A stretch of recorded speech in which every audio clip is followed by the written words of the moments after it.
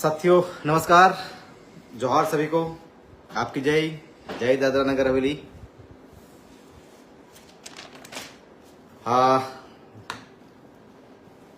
जैसे कल बात रखी थी, दादरा नगर हवेली में जो सांसद बीजेपी और प्रदेश की राजनीति के ऊपर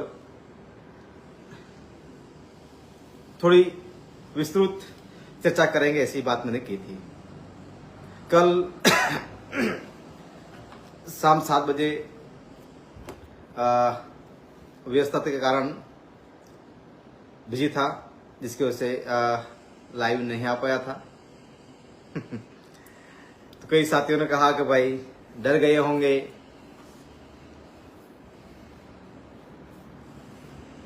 सोशल पे हर कुछ चीजें देखने मिलती है, सुनने मिलती है। तो मैं ये आज बहुत कुछ महत्वपूर्ण बात है, जैसे मैंने कहा कि भाई वर्तमान सांसद भाजपा और प्रदेश की राजनीति को थोड़ी चर्चा करने वाला हूं, थोड़ी खुलकर चर्चा करने वाला हूं आज। इस फेसबुक लाइव को ज्यादा से ज्यादा दादरा नगर हवेली की जनता तक पहुंचे, लोगों तक पहुंचे, ऐसा निवेदन है, अपील है। इस फेसबुक लाइव के माध्यम से जो कोई साथी जो देख रहे हैं, मुझे कुछ कहना चाहते हैं, वो चैट कर सकते हैं। फेसबुक के ये होने के बाद उसके ऊपर मैं जो भी है नेगेटिव पॉजिटिव दोनों चीजें होती है, जो भी चीजें कहना है प्रदेश की राजनीति के ऊपर, मेरे ऊपर, मेरे पॉलिटिकल डिसीजन जो लिया है उसके ऊपर, वोटर जो भी चीजें है उसके ऊपर आप बात रख सकते हैं। तो बात हम कर रहे थे शुरुआत दादरा नगर हवेली की राजनीति, वर्तमान सांसद के ऊपर थोड़ी सी बात करेंगे, थोड़ी सी मतलब उसके ऊपर भी विस्तृत थोड़ी चर्चा करेंगे। एक बात हम यहां पर ये देख रहे हैं कि कल का जो मैंने पिछले 2 दिन से जो मैं एपिसोड देख रहा हूं, मैंने बार बार कहा है, कहते आया हूं कि दादरा नगर हवेली में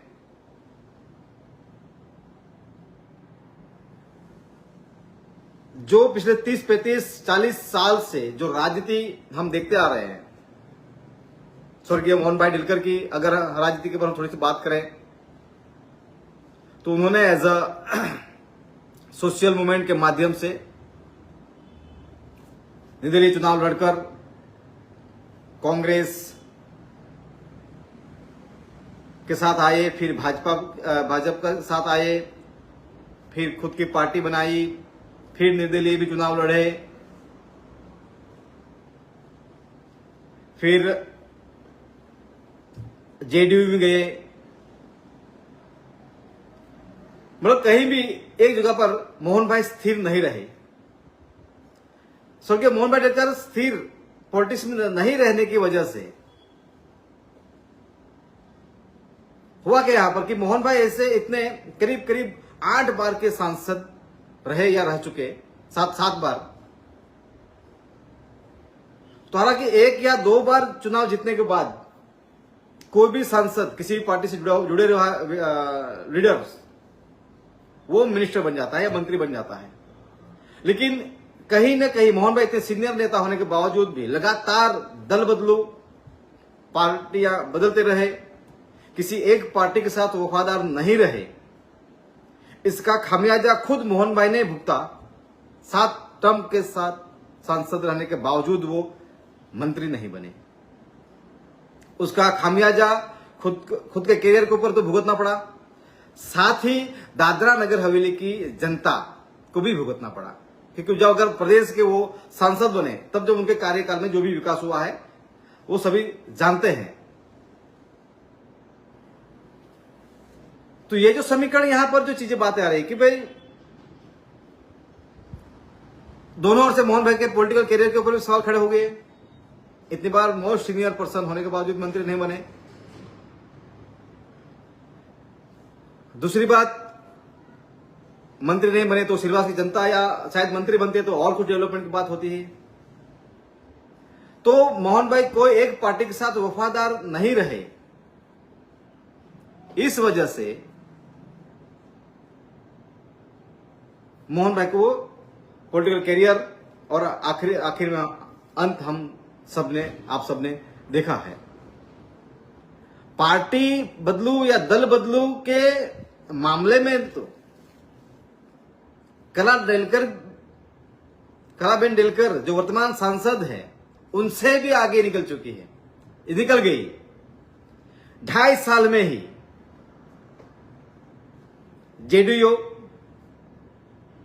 जेडीयू से शिवसेना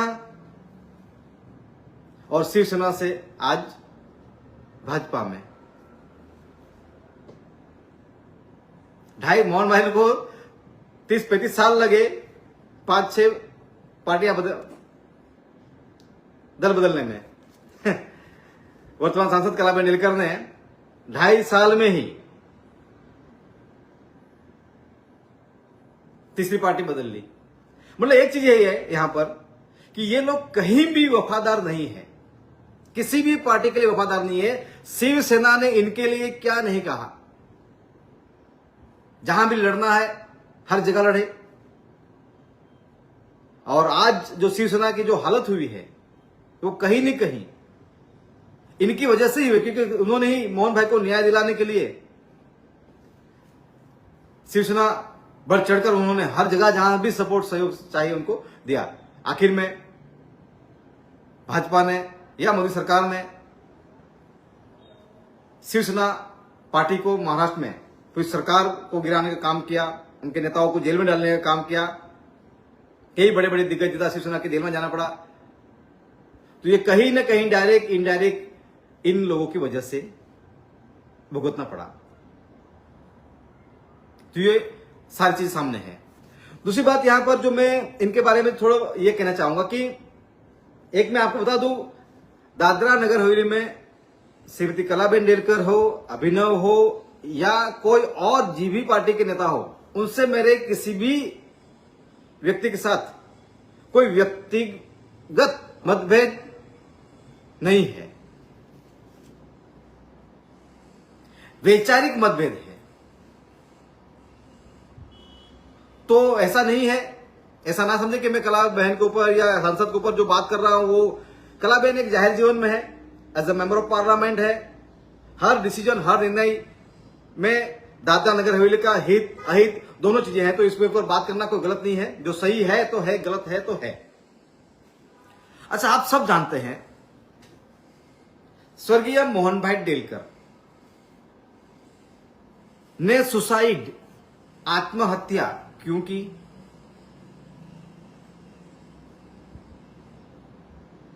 और जब स्वर्गीय मोहन भाई डेलकर ने आत्महत्या की, उसके बाद इनका जब आंदोलन शुरू हुआ, सबसे पहले सपोर्ट अगर किसी ने किया और फिर दादरा नगर हवेली के बॉर्डर चौकअप करने की अगर किसी ने बात की, वो मैं था, हमारी टीम थी। कि न्याय मिलने में देरी होती है तो दादरा नगर हवेली के जितने भी बॉर्डर है वो चौकअप करने में से भी हम लोग पीछे नहीं हटेंगे। ऐसा ये जब मैंने कहा था तब मुझे एडमिनिस्ट्रेशन के कुछ अधिकारियों ने बुलाया था कि टोकिया जी आपने ये कैसे ऐसा बोल दिया, ऐसा आपने कैसे समर्थन किया है, गैर कानून आंदोलन आपने कैसे समर्थन किया ऐसा।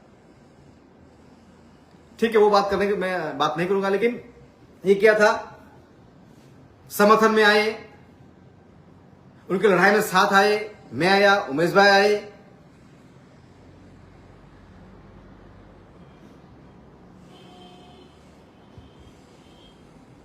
कोई साथी कह रहे मुझे कि प्रभु भाई साथ टाइम पास कर रहे हैं, दादरा हवेली जनता के साथ टाइम पास कर रहे हैं, चुनाव तो लड़ने वाले हो नहीं, किसी के ऊपर टिप्पणी मत करो। टिप्पणी करना नहीं करना ये मेरा व्यक्तिगत है, जो जाहिर जीवन में है मेरे ऊपर टिप्पणी कर सकते हो आप, सही गलत हो वो आपको जो भी लगे उस पर, लेकिन उसमें तथ्य होने चाहिए। मैं बात करता हूं तो तथ्य के साथ में, हवा में बात नहीं करता हूं। तो बात कर रहे थे हम पूरे दादरा नगर हवेली में जब स्वर्गीय मोहन भाई डेलकर मुंबई में जाकर किसी एक होटल में उनका जब सुसाइड उन्होंने किया, ऐसा सब पुलिस रिपोर्ट के बाद एफआईआर ये सारी चीजें देखने के बाद उसकी बात सामने आई। फिर यहां पर मूवमेंट चला कि भाई मोहन भाई किसकी वजह से मरे? तो भाई भाजपा की वजह से मोहन भाई ने सुसाइड किया, कि भाजपा के कुछ बड़े नेताओं की वजह से मोहन भाई ने सुसाइड किया, प्रशासनिक अधिकारियों के कुछ अधिकारियों की वजह से मोहन भाई ने सुसाइड किया। ये दो बड़े आरोप इनके परिवार और उनके चाहने वाले ने कार्यकर्ताओं ने बात की कि मोहन भाई ने बहुत 2019 लोकसभा चुनाव जीतने के बाद बहुत सारी कोशिश की दादरा नगर हवेली को लेकर, जो समस्या का निराकरण के लिए बहुत सारी बात की, लेकिन सदन में बात की, रजूआत की, यहां दादरा नगर में गृह मंत्री आए, प्रधानमंत्री आए, बहुत सारे लोग आए, मंत्री हर जगह पर रजूआत की। बावजूद मोहन भाई की जो समस्याओं को, दादरा नगर हवेली की जनता की, दादरा नगर हवेली प्रदेश की जो समस्याओं को लेकर बहुत सारी चीजें उन्होंने उठाई। और आखिरी एक जो फेसबुक उनका लाइव आए थे, उन्होंने बहुत सारे बात की, भाई मैंने हर प्रकार की कोशिश की लेकिन कोई चीजों को इसका निराकरण नहीं हुआ।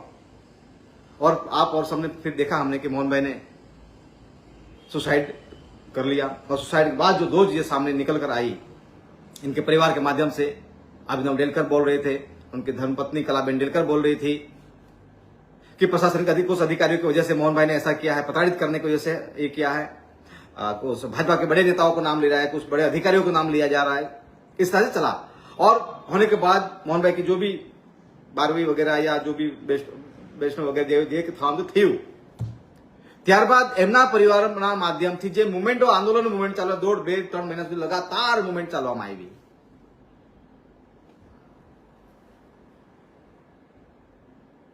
शुरुआत કરવામાં આવી, लगातार हजारों संख्याમાં पूरा दादरा नगर हवेली में एक जन आंदोलन बनी गયું मोहन भाई ने न्याय अपावવામાં। एक ज बात, न्याय दो, न्याय दो, न्याय आपो, न्याय आपो, न्याय आपो, न्याय आपो, मोहन भाई को न्याय दो। आरोपीओ जे बधा आरोपीओ छे ए लोकोने फांसी लगावो, कोईना पुतळा सळगाव्या, कोई शमशान में लई गया, कोई रैडा, दुनियाभरનું બધું આખું થયું વસ્તુ પર ને એક જ વસ્તુ પર। અને પછી આ વચ્ચે આવ્યું આંદોલનો આ થયા, આંદોલનની સાથે જ આવ્યું ઇલેક્શન આવી ગયું, ઉપચुनाव આવી ગયું। उपचुनाव આવ્યા બાદ તમામ પાર્ટીઓ કલાબેન પાસે આવ્યા। ફર્સ્ટ એપ્રોચ કોંગ્રેસ પાર્ટીના વરિષ્ઠ નેતાઓએ જ કર્યો કે તમે આવો લડો। ત્યારે મેં કીધું કે ભાઈ કલાબેન લોકો આવતા હોય, એમનો પરિવાર આવતો હોય તો હું ચુનાવ ઇલેક્શન નહીં લડાય એમ। અને મેં ડાયરેક્ટ આપણે કીધું કે ભાઈ જે પણ હોય ગમે તે હોય, મોહનભાઈ સાથે મારા ભલે मतभेद था, ठीक है, था वो, लेकिन ये जब लड़ाई की बात आई, उनके परिवार को हक दिलाने की बात आई, तब प्रभु का सामने रहा। और मैं उपचुनाव नहीं लड़ने का निर्णय लिया और नहीं लड़ा कि भाई जो भी कैसा भी हो, क्योंकि हम सामाजिक मन से उठे, मुझे तो समाज ने बनाया है, क्योंकि मुझे मैं चुनाव लड़ूंगा तो हम समाज को और देश में क्या जवाब देंगे, क्या बोलेंगे ऐसा। और चुनाव हमने नहीं लड़ा और उनको हमने हमारे कांग्रेस पार्टी को भी हमने कह दिया कि इस बार मोहन भाई कैसा भी हो, बड़ा आदिवासी नेता है और उनके सामने इस बार चुनाव में नहीं लड़ूंगा। ये सारी बातें रख दी। फिर पूरे चुनाव में कलाबेन डेलकर ने दो चीजें चली, न्याय दो, मुझे चुनाव में न्याय दिलाने के लिए, मोहन भाई डेलकर को न्याय दिलाने के लिए मुझे चुनाव जिताना है। रोना हुआ, धोना हुआ, बहुत चला, रोना धोना बहुत चला, ठीक है, वो भावना, वो फीलिंग्स, उसका हम सम्मान करते हैं, एज उनकी धर्मपत्नी, उनकी वाइफ है। लेकिन पूरे दादरा नगर ने तन मन धन अन से हर प्रकार से दादरा नगर प्रथम महिला ऐतिहासिक जीत दिलाई, करीब 51,000 की लीड दिलाई। ये कोई किसी इनके पावर से नहीं दी थी वो, लेकिन वो लोगों में भावना थी कि नहीं बस मोहन भाई को इसमें उस समय बीजेपी के बड़े बड़े नेताओं ने भी कलाबेन डेलकर को सपोर्ट किया था, सहयोग किया था, बीजेपी में साथ में रहकर। क्या हुआ फिर? कलाबेन जंगी बहुमत से जीत गई, सदन में गई। दो चीजों के माध्यम से, एक तो कलाबेन का आंसुओं के साथ में रोकर समाज के सामने अपील की, और दूसरा मोहन भाई ने क्यों न्याय दिलाने के लिए। 2.5 साल हुए, 2.5 साल खत्म होने आए, हो गए, और अभी चुनाव आ गया। इन 2.5 साल में आपने संसद की, जो हमारा संसद भवन है, सदन में कभी भी श्रीमती कलाबेन डेलकर को, मोहन भाई को न्याय दिलाने के लिए, मोहन भाई ने जिस वजह से सुसाइड की थी, वो बातें सदन में कभी कलाबेन ने कही? दादरानगर की जनता ने क्यों जिताया था कलाबेन को? जनता के काम हो नहीं हो, लेकिन मोहन भाई डेलकर को न्याय मिलना चाहिए। न्याय मिला, न्याय के लिए बोले, एक शब्द 2.5 साल खत्म हो चुके, लेकिन जिस पर्पज से उनको जनता ने जिताया था, वोट देकर 51,000 की लीड से, लेकिन एक शब्द तक आज तक कलाबेन ने संसद की पटल पर, सरकार के सामने, मोदी सरकार के सामने सवाल नहीं उठाए।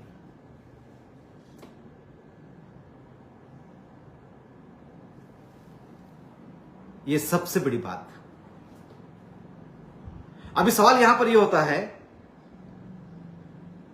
आप लोगों ने जो पूरे नगर हवेली में एक माहौल खड़ा किया था, एक जन आंदोलन खड़ा किया कि मोहन भाई को कुछ बड़े दादरा नगर हवेली, कुछ बड़े अधिकारियों ने प्रताड़ित करने की वजह से, और भाजपा के कुछ बड़े नेताओं ने प्रताड़ित करने की वजह से मोहन भाई का यह हाल हुआ, ऐसा इनका कहना था। वो पूरे सोशल डोमाइन में, न्यूज में, सब पता है, इनके स्टेटमेंट में हर जगह पर। 2.5 साल, फिर 2.5 साल से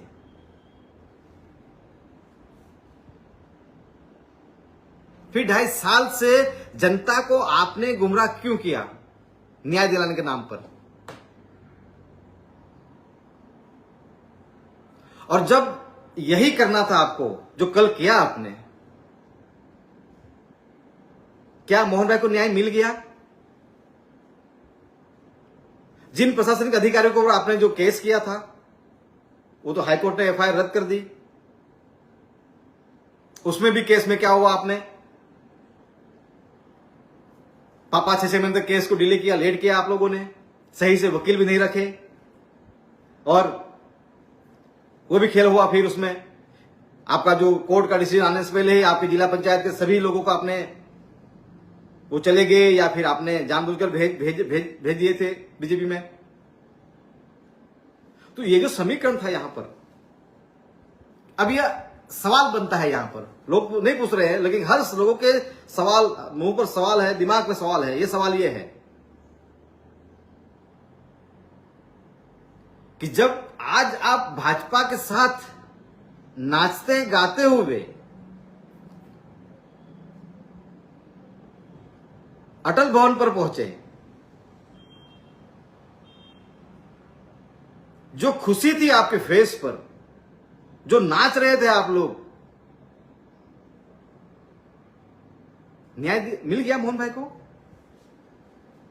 या तो आप 2.5 साल पहले लोगों को गुमराह किया, झूठ बोले थे कि मोहन भाई को भाजपा वाले को, बड़े नेताओं की वजह से मोहन भाई को प्रताड़ित किया गया था, या अधिकारियों की प्रताड़ित किया गया था, इस वजह से मोहन भाई सुसाइड किए।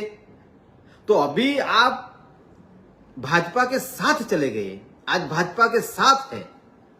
तो 2.5 साल पहले आप जिस भाजपा के ऊपर आरोप लगा रहे थे, जिस भाजपा के ऊपर बड़े भाजपा के नेताओं के ऊपर आरोप लगा रहे थे, अधिकारियों के ऊपर आरोप लगा रहे थे, अधिकारी मतलब क्या? बीजेपी गवर्नमेंट है, बीजेपी का प्रशासन है। आज आप बीजेपी में पूरे धूमधाम से नाचते गाते हुए, डीजे ताल के साथ में चले गए। आपकी मजबूरी थी, ऐसी कैसी मजबूरी कि उस मजबूरी में आपको नाचते गाते जाना पड़ा, आप और आपके जो जितने भी समर्थक है। तो 2.5 साल पहले आप झूठ बोल रहे थे कि मतलब ऐसा कुछ हुआ ही नहीं है। तो अभी सवाल यहां पर आता है, जब भाजपा की वजह से, क्योंकि भाजपा सरकार में है, मोदी सरकार है, वहां पर यहां की तमाम चीजें मोहन भाई ने सरकार के सामने रखी थी, वो सुनवाई नहीं हुई, प्रशासन नहीं सुना। आप कह रहे थे कि भाई इनकी वजह से मोहन भाई ने सुसाइड कर लिया। अभी आप बताओ, तो आप तो भाजपा में चले गए, अभी आप ही बताओ तो फिर मोहन भाई ने सुसाइड करने के लिए मजबूर क्यों हो गए? मतलब भाजपा के बड़े नेताओं ने प्रताड़ित नहीं किया, मतलब प्रशासन ने प्रताड़ित नहीं किया,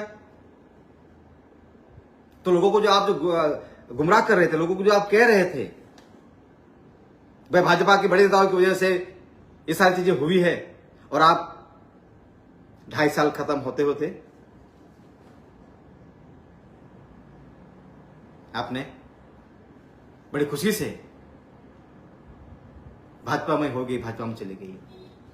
और 2.5 साल से के बाद मुझे पहले से पता था, मैंने बार बार बोला था, इनका अल्टीमेट जो लास्ट का जो गोल है, इनका सांसद कलाबेन डेलकर और अभिनव का जो सीधा गोल था कि किसी भी प्रकार से भाजपा में समावेश होना, उनका सपना, उनका टारगेट, उनका जो ड्रीम पूरा हो कि हम भाजपा में चले गए। मोहन भाई को न्याय मिले नहीं मिले, लेकिन हमें भाजपा में किसी भी तरह से हमें प्रवेश करना है, जो कल हो गया, जिसकी वजह से आप और आपके कार्यकर्ताओं ने खुशी जाहिर की और लोगों के सामने आ गई। जब यही करना था, आपको भाजपा में जाना ही था, तो चुनाव जीतने के बाद तुरंत ही भाजपा के हाथ पैर जोड़कर सरेंडर होकर भाजपा से उसी समय जुड़ जाना था। क्यों जुड़ जाना था? 2.5 साल में बहुत सारे केंद्र की सरकार द्वारा, मोदी सरकार द्वारा बिल लाए गए। उस बिल में एक ऐसा बिल भी था जो जंगल के जमीन प्राइवेट सेक्टर के लोगों को देने के लिए बिल लाया गया। उस बिल में, मतलब आदिवासी विरोधी बिल लाया गया था, उस बिल में आपने समर्थन किया, साइन किया लोकसभा में।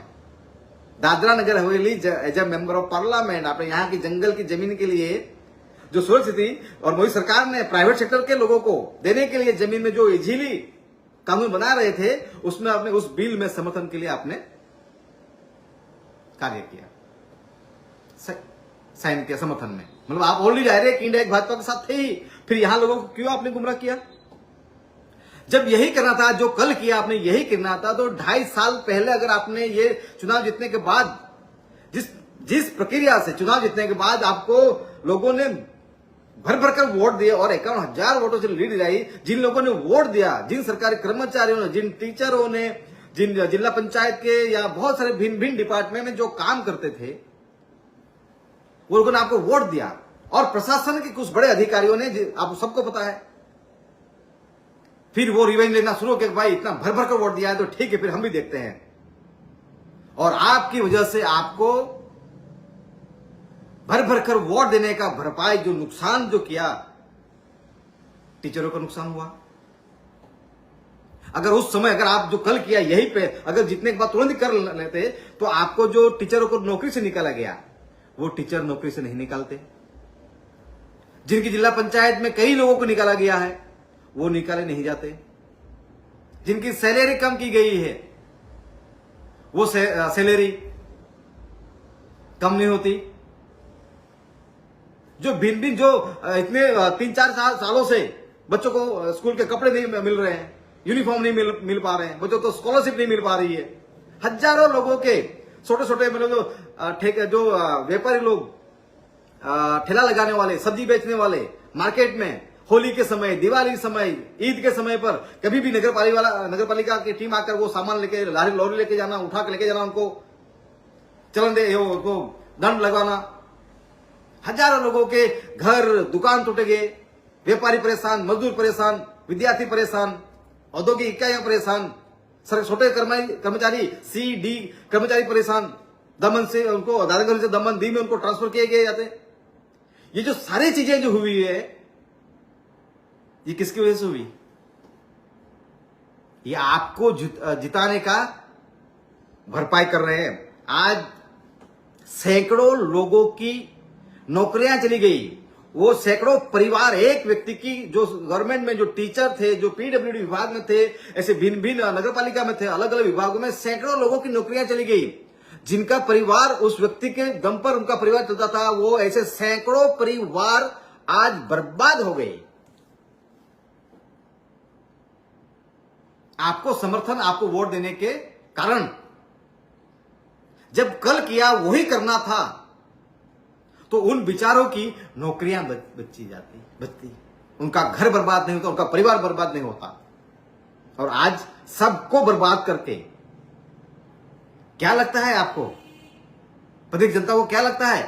ये प्रदेश की जनता के लिए गई है, प्रदेश के हित के लिए गई? नहीं। जो खुद के काले कारनामों की जो फाइल खुली हुई है, आदिवासी भवन में करोड़ों रुपए का जो घपला किया है, जमीनों में लेन देन में जो घपला किया है, उनके जो धंधे बन गए हैं, उनके जो पेट्रोल पंप बंद हो गए हैं, उनकी जो आमदनी इनकम बंद हो गई है, वो दोबारा चालू करवाने के लिए और अपना खुद का घर और अपने साथ में कुछ गिने चुने उनके कुछ नजदीकी लोगों के, व्यक्तियों के सुरक्षा करने के लिए, बचने और बचाने के लिए गई है। ये भूल में मत रहना कि दादरानगर उत्थान के लिए, विकास के लिए ये लोग गए हैं। आप बताओ, मैं आपको बताओ, मुझे बिल्कुल बताऊंगा। जब आपने इनको जिताया,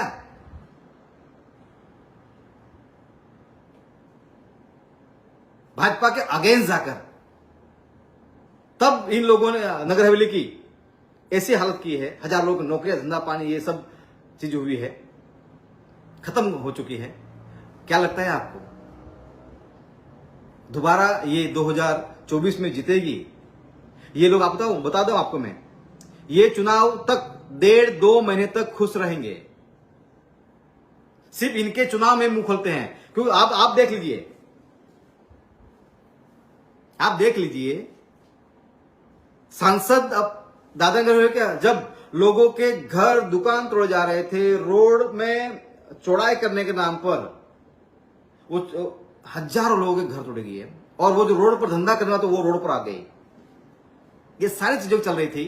कभी कलाबेन डेलकर ने इसके ऊपर यहां किसी अधिकारी को मिली? दिल्ली में जाके बात हो, ठीक है, यहां किस अथॉरिटी को मिली आप? यहां कभी प्रशासक महोदय से मिली? यहां कलेक्टर से मिली? इन 2.5 साल में 3 बार निकले। पहली बार कब निकली?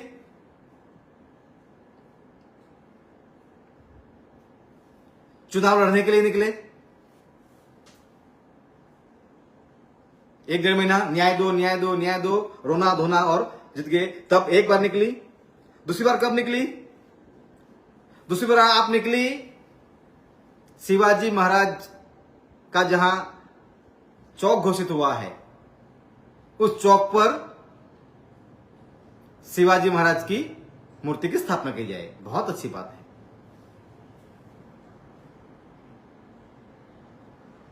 आपने चुनाव घोषणा में बिरसा मुंडा चौक और बिरसा मुंडा की मूर्ति स्थापना करने की बात कही थी। वो बात क्यों नहीं आई? ठीक है, शिवाजी महाराज की आपने बात की, शिवाजी महाराज का आपने जो करने से पहले, उससे पहले तो आपने विरोध किया था आप लोगों ने। अचानक इतना क्यों मराठी समाज से प्रेम आ गया भाई? मराठी समाज को खुश करने के लिए अचानक से आपको वहां चौक जो घोषित हुआ है वहां पर मूर्ति भी लगनी चाहिए। तो आदिवासियों ने क्या पाप किया? आप तो आदिवासी हो, आप तो एसटी सीट से, रिजर्व सीट से जीती हो। हमारे लोगों ने हमने क्या पाप किया? और हमने तो ऑलरेडी हमारे राइट से, हमारे संवैधानिक हक अधिकार के माध्यम से किलोई नाका बिरसा मुंडा चौक को घोषित किया 2016 में। घोषित करने के साथ साथ में हमने वहां पर मूर्ति की भी स्थापना की। क्यों याद नहीं आई आपको? क्यों शिवाजी महाराज याद आए आपको? हमने ऑलरेडी चौक घोषित रखा है। अनुच्छेद 13(3) का रूढ़ी प्रथा आदिवासियों के अनुसूची 5वीं के प्रोजेक्ट के तहत दादागिरी से वहां पर बिठाया है हमने, और मूर्ति भी की स्थापना की। क्यों मूर्ति स्थापना आपको क्यों नहीं याद आई? क्यों नहीं? एक लेटर जब आप लिख रही थी, इतना एक समाज के लिए आप बात कर रही थी, कलेक्टर से मिलने गई उस दिन, दूसरी बार वो निकली। क्यों नहीं बाबा साहेब आंबेडकर के बारे में आपने लिखा? वर्षों से जो दादानगर जो शासन के जो सचिवालय है, वहां पर बाबा साहेब आंबेडकर की मूर्ति लगाने के लिए अब तक कितनी बार जो बाबा साहब के फॉलोअर्स है उन्होंने आवेदन दिया है? क्यों नहीं बाबा साहेब आंबेडकर की बात याद आई? क्यों बिरसा मुंडा याद नहीं आई? क्यों बिरसा मुंडा की याद आपको नहीं आई भाई? और तीसरी बार आप निकली मोहन भाई को न्याय दिलाकर बीजेपी का खेमे में जाने के लिए, नाचते गाते हुए अपने परिवार के साथ नाते गाते हुए निकले। बहुत अच्छी बात है, आपने न्याय दिला दिया ना मोहन भाई को।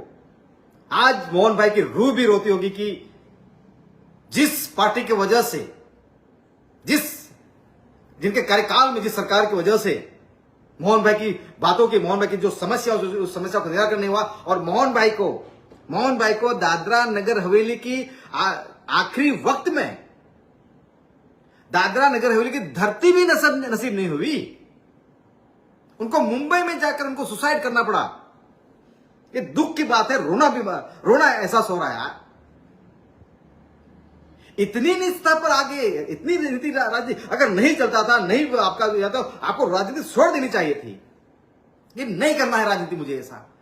जब मेरे पिता के हथियारों के साथ जो हमने पूरा मूवमेंट चलाया, 2-2.5 साल तक, आप कह रहे हो कि भाई इनको हमारे न्याय दो के नाम पर मोहन भाई ने, इनकी वजह से मोहन भाई ये हुआ है, हाईकोर्ट गए, अभी सुप्रीम में गए।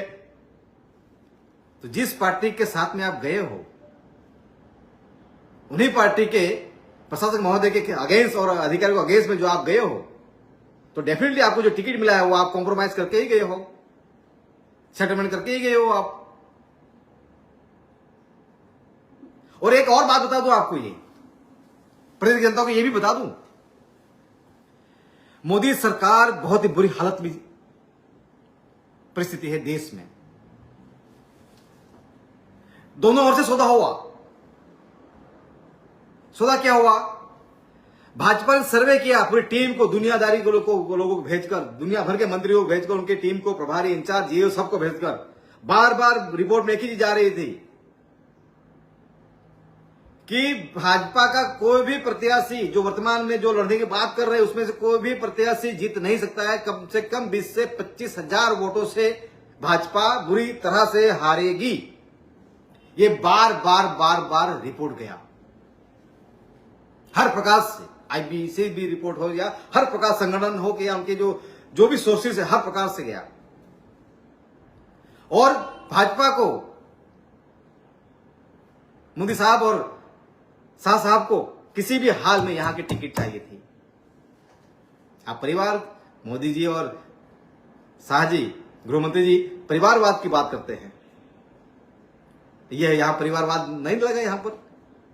अच्छा, मजे की बात ये देखो आप, भाजपा को इनकी इतनी जरूरत थी कि भाजपा में प्रवेश करने से पहले ही, भाजपा का खेस पहनने से पहले ही उनका नाम घोषित कर दिया गया। मतलब भाजपा को बहुत इनकी गरज थी, साथ में इनको भी गरज थी। इनको बता कि 2.5 साल में हमने नगर हवेली के हजारों लोगों की जिंदगियां बर्बाद की है, हमारी वजह से बर्बाद हुई है, हजारों लोगों की नौकरियां चली गई है, और हम घर से निकलने लायक नहीं हैं, समाज में जा नहीं सकते, लोगों के सामने हक, अधिकार, न्याय दिलाने की बात कर, सब कुछ जा नहीं सकते हम। और इस बार बुरी तरह से हम ये चुनाव हार जाएंगे। और इनकी मजबूरी थी भाजपा में किसी भी प्रकार से कि हाल में इनको जाना था, और साथ में इनको बचाना था इनकी जो सल्तनत। 2 चीजें थी, सरेंडर हो जाओ और अपनी जायदाद, अपनी सल्तनत बचाओ। तो अपने आप को सुरक्षित करने के लिए यहां पर लोग गए हैं। तो मोटा मोटा सवाल यहां पर यही खड़ा हो रहा है यहां पर साथियों, जो संसद की बात, और मैंने बीजेपी की बात की। बीजेपी की हालत अभी देख लो आप, कल देखा होगा सभी ने क्या माहौल था। मुझे दुख भी हुआ और रोना भी हुआ। कई महिला, मुझे ऐसा मिलेगा कई महिला हमारे रोते गई है।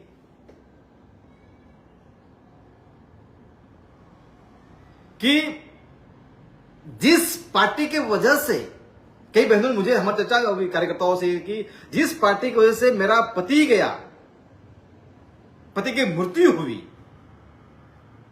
और वो सुसाइड किया, आज उनके खेमे में ही जाकर बैठ गई। कोई लाज शर्म नहीं इनमें। इतनी राजनीति के लिए इतना घिर सकते हैं। हम तो आज भी मुगलों को गाली देकर, हमारे बॉर्डर, अगर बॉर्डर की बात करते हैं, हम पाकिस्तान की बात करते हैं, आज भी अगर 70 साल 80 साल के जो ये चीजें हैं वो याद करके हम आज भी हमारे जो वीर सैनिक है हमारे, उनका खून खौल उठता है कि पाकिस्तान कैसे हमारे जमीन के हड़पने की बात करता है, मुगल की बात करते हैं, अंग्रेजों की बात करते हैं। हम इतिहास खुला करके हम देखते हैं कि भाई मतलब आज 5000 साल पुराना इतिहास निकालकर हम यहां पर आज भी उनका बदला ले रहे बात करते हैं हम। और ये यहां पर 2.5 साल में ऐसा क्या हो गया भाई कि जिस पार्टी की वजह से, जिस पार्टी में मोहन भाई के इतना निवेदन, इतना रजुआत करने के बाद भी सुनवाई नहीं हुई और प्रदेश के लोगों को हक अधिकार नहीं मिले, जिसकी वजह से मोहन भाई सुसाइड कर लिया। तो आज ये समझ में आ रहा है कि मोहन भाई ने अधिकारियों से प्रताड़ित होकर या भाजपा की वजह से सुसाइड नहीं किया है, ये बात तो साफ हो जाती है। तो फिर मोहन भाई ने सुसाइड क्यों किया? क्या कारण हो सकते हैं उसमें?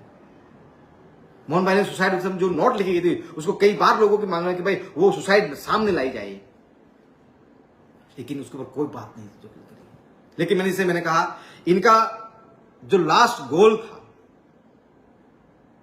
मैंने कहा था 2000 ये उपचुनाव मोहन भाई ने भी कोशिश की थी, बीजेपी की टिकट लाने की नहीं मिली, फिर वो नई दिल्ली आए।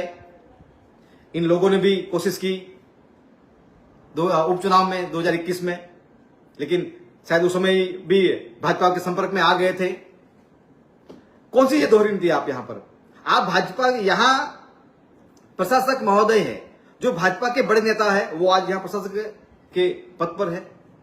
उसी पार्टी के बड़े, यहां आप उनसे नहीं मिलते हो और उसी पार्टी के बड़े नेताओं से यहां पर आप गुजरात में जाके मिलते हो, दिल्ली में जाके मिलते हो। ये कौन सी दोहरी नीति? प्रशासक महोदय द्वारा जो भी निर्णय लिए गए हैं, जो भी है, वो दिल्ली से ही आते हैं, निर्णय लिए गए होंगे। तो ये तमाम जो चीजें, सारी चीजें सामने आ रही है, ये मुझे बात कहनी थी।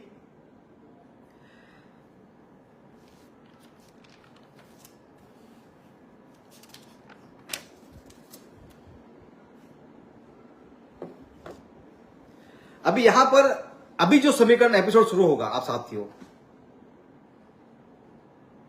अभी समीकरण क्या होगा आने वाले समय में, आप ये समझ लो। ये 2024 चुनाव दादरा नगर हवेली के लिए बहुत इंपोर्टेंट है। क्यों इंपोर्टेंट है आप देख लीजिए, मैं चर्चा करूंगा उसके ऊपर, खुलकर चर्चा करूंगा। आप समझो, भाजपा की जो आइडियोलॉजी है वो आदिवासियों को वनवासी बनाने की, तो भाजपा का प्रत्याशी लोगों के साथ, प्रदेश की जनता के साथ विश्वासघात करके जो भाजपा की प्रत्याशी बनी है, वो आदिवासियों को वनवासी बनाने के लिए गई है।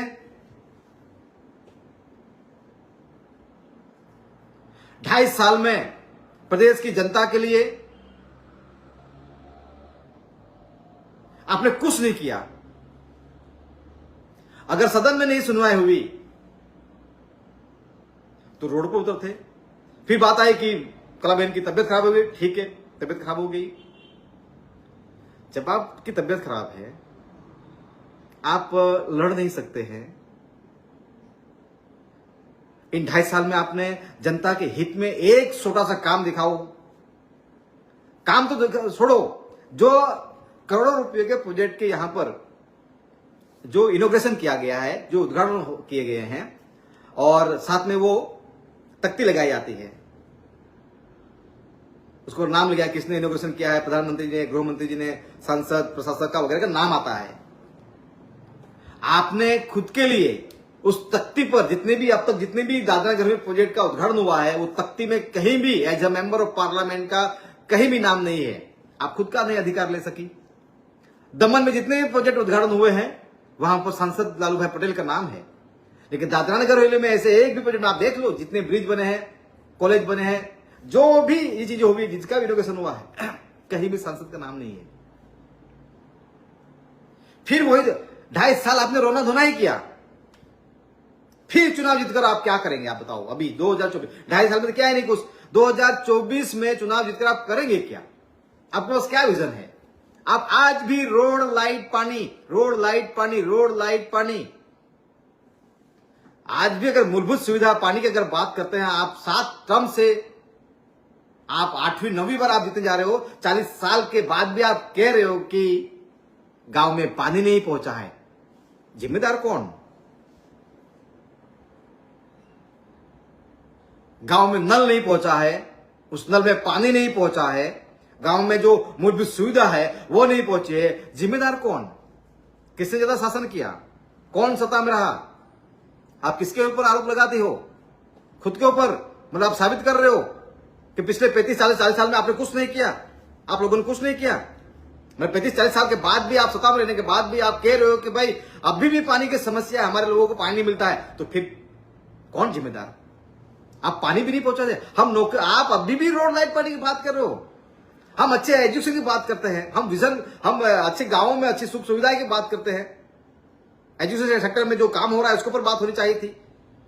कोई आपका विजन तो दिखाइए कि प्रदेश की जनता के लिए यहाँ पर आदिवासी समाज है, बाहुल्य आदिवासी विस्तार है, रिजर्व सीट से आप जीत रहे हैं। आप क्यों नहीं अनुसूचित 5वीं आप लगवा पाई? क्यों नहीं पैसा कानून यहां पर लागू करवा पाई? क्यों नहीं आदिवासी सलाहकार समिति आप गठित करवा पाई? क्यों नहीं अनुच्छेद 13(3) की बात की? आपको सदन में बोलने के लिए, यहां इस गांव में रोड नहीं है, इस गांव में पानी की समस्या है, आपको अभी भी सदन में पढ़ना पड़ता है। मतलब आपको वास्तव में जो जानकारी नगर हवेली की किस गांव में क्या समस्या है आपको पता ही नहीं। तो ये 2024 में चुनाव जीतकर,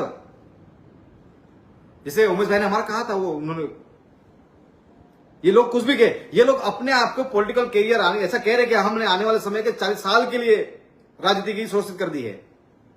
मतलब खुद की राजनीतिक सोच करने के लिए कितनी बार आदिवासियों को बलि पर चढ़ाओगे आप लोगों के कार्यकाल में? एसएस भोया की सुसाइड कर लिया, मोहन भाई खुद सुसाइड कर लिए, जिग्नेश पटेल सुसाइड कर लिए, जयंती बर्फ सुसाइड कर लिया, वो स्कूल खानवेल में वो बच्ची ने सुसाइड कर लिया, वो आपके कार्यकाल में ये बस कंडक्टर जो बेटी थी मोरखल की, उसने सुसाइड कर लिया। क्यों सुसाइड कर ले? आपके कार्यकाल में होते हुए बच्चों को रोड पे उतरकर आंदोलन करना पड़ता है, स्कॉलरशिप नहीं मिलती है, यूनिफॉर्म नहीं मिलते हैं। फिर क्या करते हो आप? क्या किया है आपने? क्यों वोट देना चाहिए आपको दोबारा? आपके पास ज्यादा पैसा है, आप लोग को ज्यादा पैसा है, इसीलिए भ्रष्टाचार करके जो पैसा कमाया है वो 500,000 रुपए में जो वोट खरीद कर, मतलब यहां पर यह था कि भाई ये लोग ऐसा कह रहे हैं कि हम इस दादरा नगर हवेली के, हम जहां जनता मूर्ख है,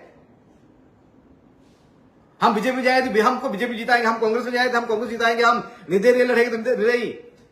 कितनी बार जनता को मूर्ख बनाओगे आप? इसलिए दादरा नगर हवेली जनता को भी समझ जाना चाहिए उस पर। अगर ये 2024 में, मेरी बात याद रखना, ये डेट, ये समय याद रखना, 2024 में गलती से ये लोग रिपीट होते हैं, 8वीं 9वीं बार अगर ये सांसद बनते हैं तो नगर हवेली क्या होने वाला है आपको बता दूं।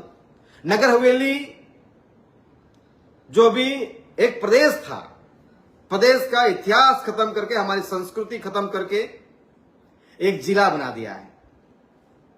अभी जो ये लोग होंगे आएंगे तो आप देखो क्या होगा। 2026 में डिलिमिटेशन का समय आ गया है, ये सीट खत्म हो जाएगी हमारी,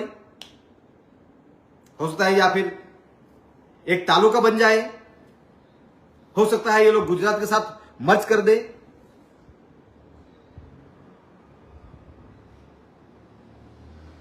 और जिस उमरगांव की तरह या कपड़ा की तरह एक तालुका बनाकर ये लोग फिर ये कह बात हम एमएलए बनेंगे और अभी तो मिनिस्टर बनने की रेस में आ जाएंगे। लेकिन जनता का क्या? प्रदेश के आदिवासी समाज का क्या? यहाँ के जल जंगल जमीन के जो आंदोलन वर्षों से अभी जो घूम रहे उनका क्या? जिनकी हजारों लोगों की नौकरियां, आप तो सेट हो गए, आपको टिकट भी मिल गई और आप जीत भी जाएंगी।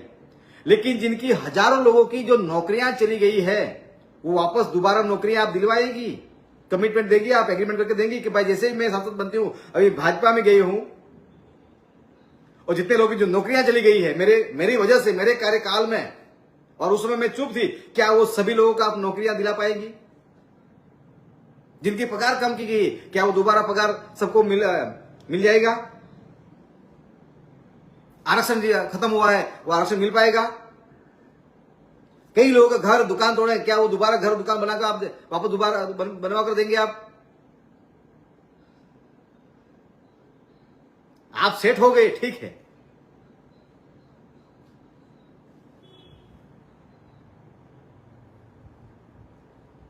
तो साथियों, ये जो आने वाला समय है दादरा नगर हवेली के लिए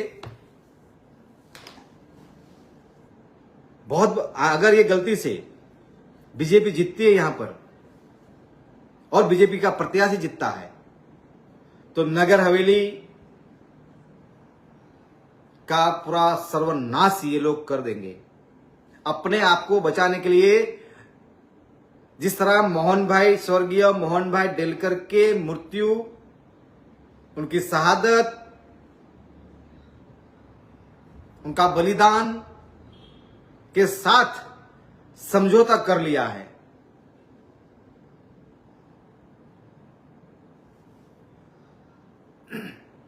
तो ये लोग जब अपने पिता, अपने पति स्वर्गीय मोहन भाई डेलकर के जिंदगी का सौदा कर सकते हैं, तो दादरा नगर हवेली को बेचने के लिए जरा भी सोचेंगे नहीं।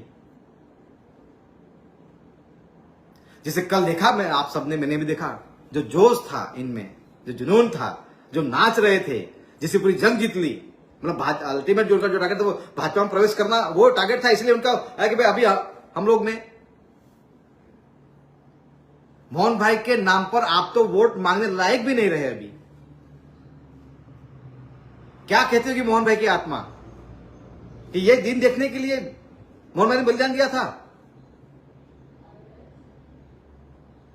अरे हम तो ऐसा किसी व्यक्ति के माध्यम से किसी लोगों ने अगर किसी परिवार पर आ जाते, हम तो 10 पीढ़ियों तक नहीं भूलने वाले लोग हैं।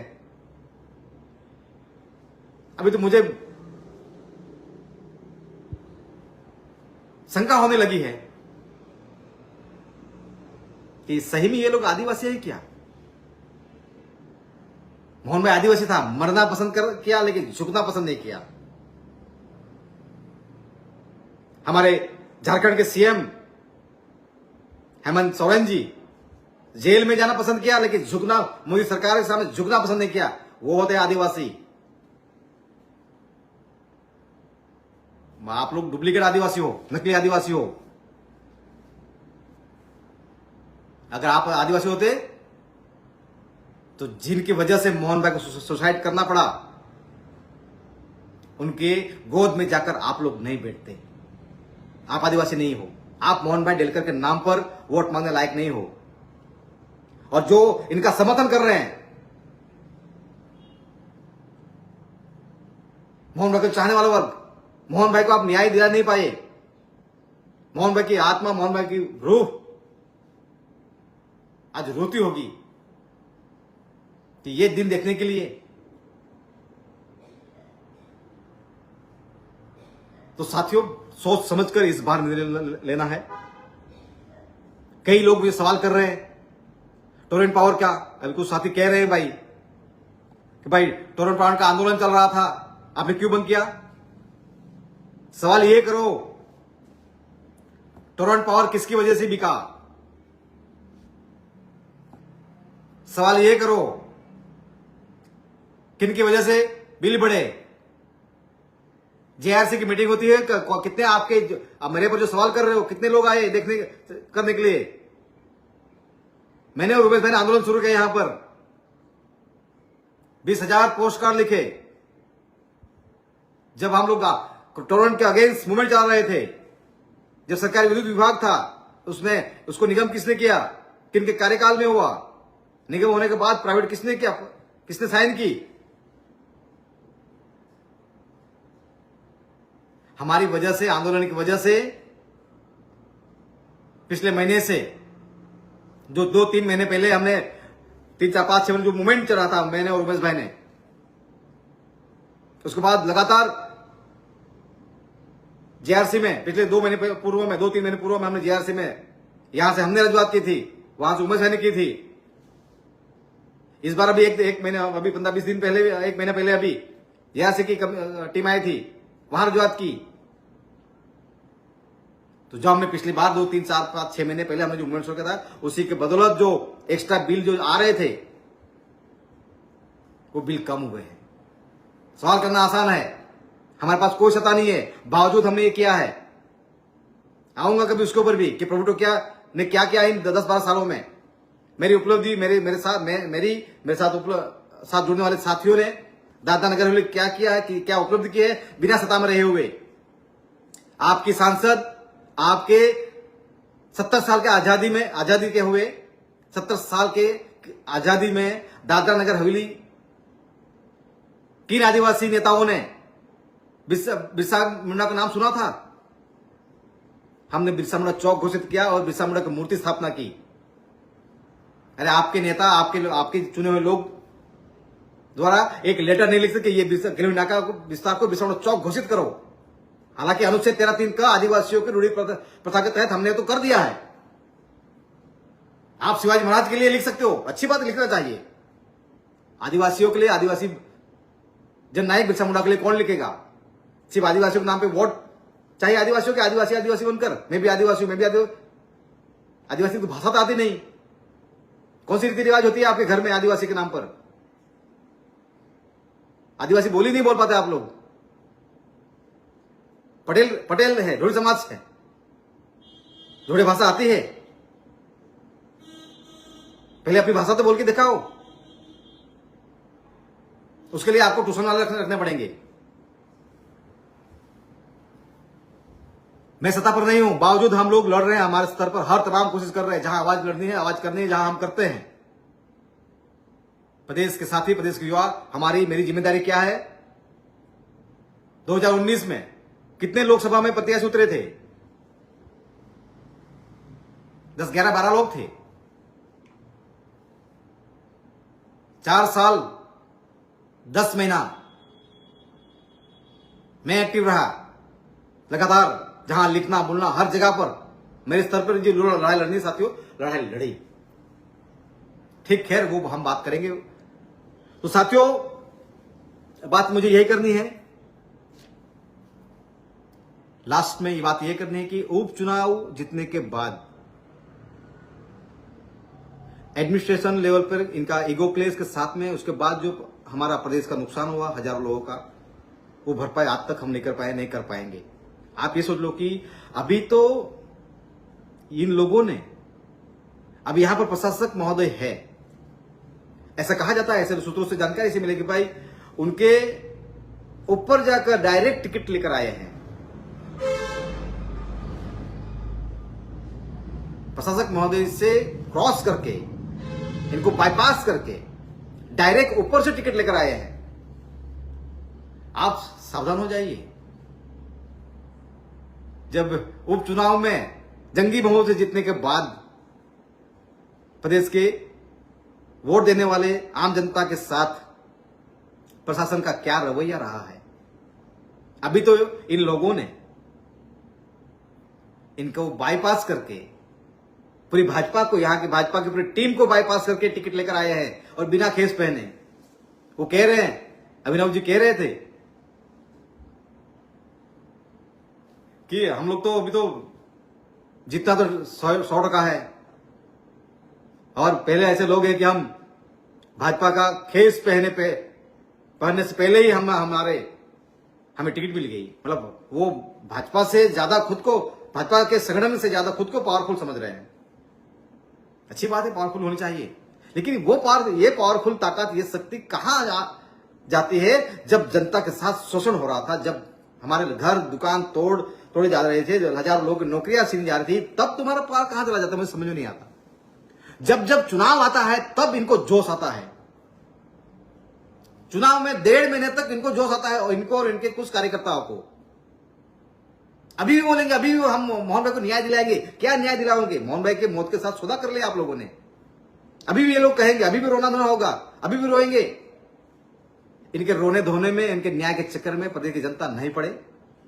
यही हमारे प्रदेश की जनता के लिए, यहाँ आदिवासी समाज के लिए और जो भी जनता है हमारे दादरा नगर हवेली की, जो भी वोटर्स है 3 लाख, करीब 2.5-3 लाख 4 लाख जो भी है, सावधान हो जाइए।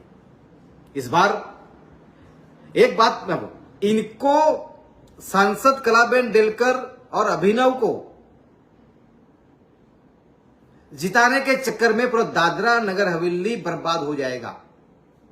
एक परिवार को राजकीय कैरियर बनाने के चक्कर में पूरा दादरा नगर हवेली बर्बाद कर देंगे ये लोग, आप समझ लो।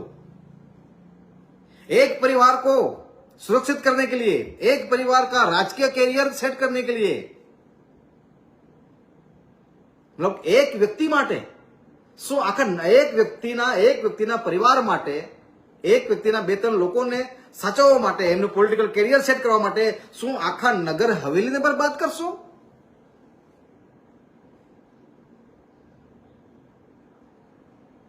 તમારી મરજી।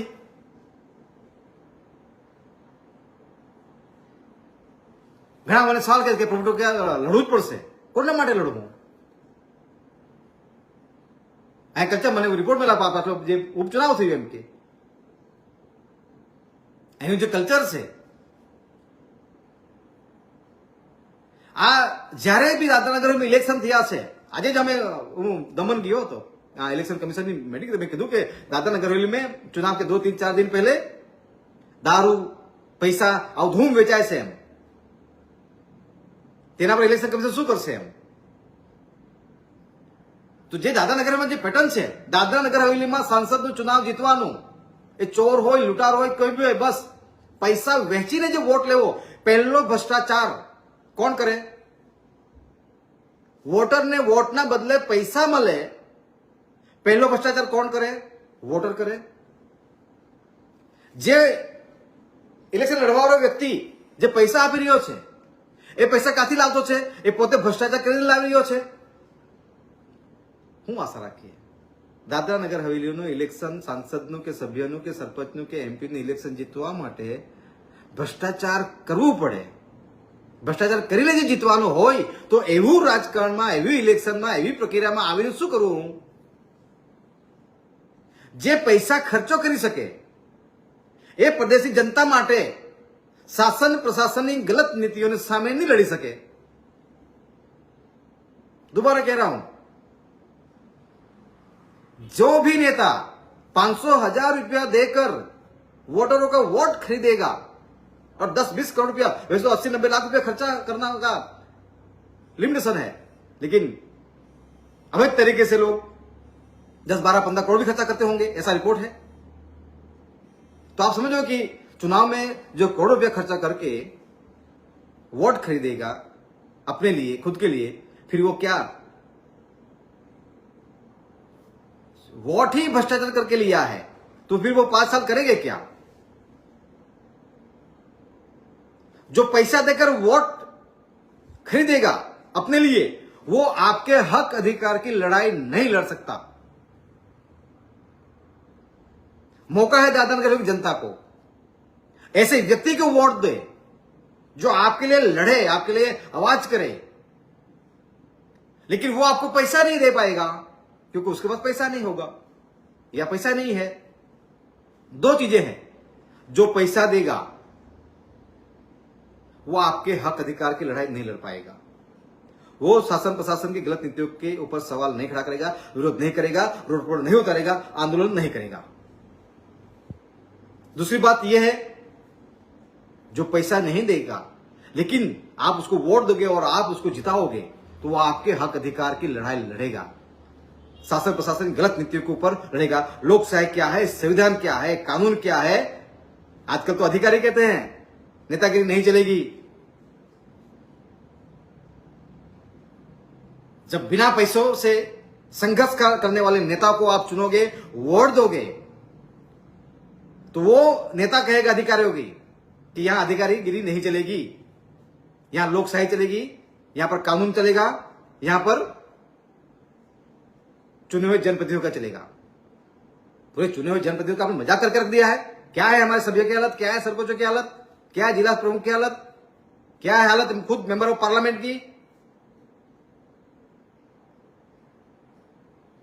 सिर्फ कुर्सी दी है आपको। सांसद के तौर पर आप एक रोड का खड्डा नहीं बनवा सकती। क्या काम करवाओगे आप?